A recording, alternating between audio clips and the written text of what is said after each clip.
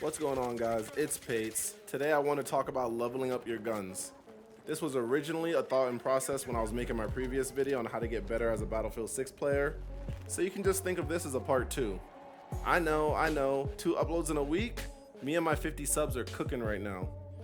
I've seen this topic on various subs and threads on Reddit and on Facebook discussing how long it takes to level up a weapon. So, as a guy with 12 weapons fully completed and on a mission to master every gun in Battlefield 6 until my attention span dies out, I'm here to help those who seem to be struggling.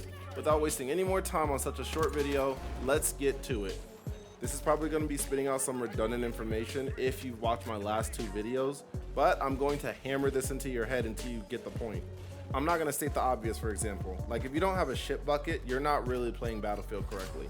Similarly, if you're having coitus with your significant other, you don't want it bad enough. You're distracted. Stay on mission, soldier. Now, if you want more attachments and for your guns to be maxed out, you have to do more than what you're doing.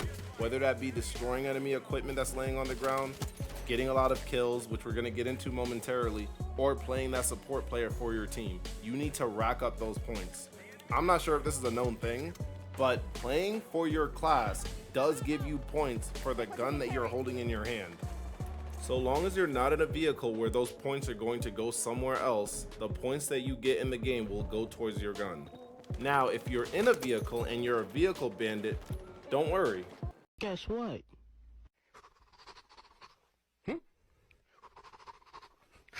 You're a bitch. Now, for example, when you just start off and you play the game, I can't stress how many players on my team give up free points. If you're a squad leader for the objective, you better be marking that and sitting on it the entire time. Then, you should be rotating to the next one. That's a free 800 points when the game just starts within the first 1 minute. That's equivalent to 8 kills. I don't know about you guys, but it takes me a few minutes to get that many kills. You guys just might be built different, but I'm going to take what's mine at the beginning of the game. You may not think that's much of a difference right now, but I guarantee you if you go to your EA tracker, you're only getting 100 to 200 points per minute in the game. So a free 800 points within the first minute, that's equivalent to 4 minutes at least if you're popping off. I've seen some games where my teammates will end with less than 1,000 score, and I know they've been there the entire game. Even if you're not the most confident with your gun skill, by the way, which if this is you, be sure to check out this video, you can still get points just from rotating objectives and popping your ultimates in your class, such as the medic ult. If you pop your medic ult and you're around your teammates, you're going to rack up points. If you pop the recon ultimate and you have the UAV, you're going to rack up points. Assuming your squad is doing relatively okay, at some point in the middle of the game, you guys should have access to these ultimate abilities. They'll show up at the right of your screen, and you'll have to press 2 buttons to activate it. If you're playing by people on your team, not even your squad, you can easily rack up 100 points just by being around them every 30 seconds. I'm sure we've all seen at least one time in our time playing Battlefield, someone's at the top of the leaderboard, then they'll only have 3 kills, but they'll have like 120 assists. The beauty in Battlefield is that you don't have to be Rambo to be useful to your team. You can literally just lay down suppression fire, which stops the enemies from healing, assuming they're not a medic, that is. And you don't even have to hit a damn thing. Just don't be that player that is sitting on the objective while the enemy team is utterly clapping your team. Now, I want to go back on the topic of getting kills.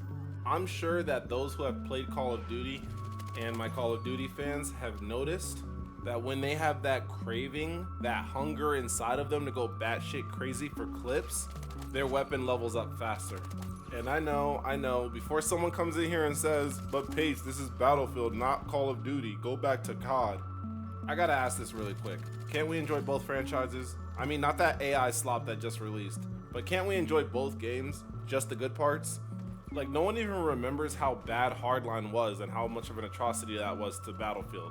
And it's no secret that DICE is catering to the Call of Duty fans, which is why this is the biggest Battlefield in history. Anyways, I digress. This may be a bit controversial since this is a Battlefield game, but if you want to level up your guns fast, and you have the skills to do so, you have to run everybody's fade. You have to challenge everyone you come across. Do not duck the ones, do not duck the fade. Run the gauntlet on the entire team.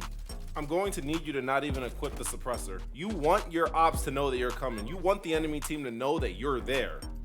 You need to go into a flag that has more enemies than you and think, wow, I like these odds. You need to have that belligerent level of confidence, but you need to have the skill to back it up. Obviously, I'm not saying to charge in with a DMR to a close range fight, but every opportunity you have to challenge someone within your gun's preferred battle environment, you need to take that. You need to play with the intention to submit the enemy team by capturing all 5 objectives. Granted, this is not going to happen every game. This might not even happen every night, but when these games do happen and you have the opportunity to do so, you will see your gun fly through the ranks. Now, this is also a side piece of advice. Staying in the game also gives you a lot of weapon XP. So if you're having a decent game, but something happens like you rage at a random for not reviving you, or your boy just got on and you don't want to play with this random squad, just stick it out if you're able to, because you're throwing away free XP on the table if you dip out. In some cases, that XP that you could get from the match bonus could literally be worth another game or two. And finally, pick guns that you are going to enjoy. Out of all of my weapons, I've enjoyed every single one of them, but when I tell you the P90 by far felt like the longest, and it only took me half a week, it really dragged. I actually despise that gun so much I would rather just use a pistol, and I just wasn't having fun. Now obviously, people with regular IQ probably wouldn't put themselves through that kind of torture, but if you have fun, the time goes by a lot faster. And if you are going to use a weapon that you don't like I did, at least knock out some challenges and get some hardware double XP tokens, then wait to use them until a double XP weekend. Also, here's a tiny tip, don't use them in the lobby, because you're going to be mad when it takes 2 to 3 minutes to find a game just for that game to be filled with X phase and X optic members just because DICE's algorithm was feeling a little spicy. Be sure to also take advantage of certain game modes that give you 100% double weapon XP. And even if there aren't any special game modes, modes like Close Quarters will level you up like nobody's business. If you made it this far, you officially have more game sense than half the lobby, and you have more knowledge on how to level up your weapons than you did before, hopefully. So go ahead and please do me a favor and like the video, sub up, and turn those noties on and tell the algorithm that I'm worth feeding. I'm going to be breaking down the biggest update for Battlefield 6 ever on Tuesday, so you don't want to miss that. I've got more bad takes, more clips, and more content on the way. I will see you guys next time.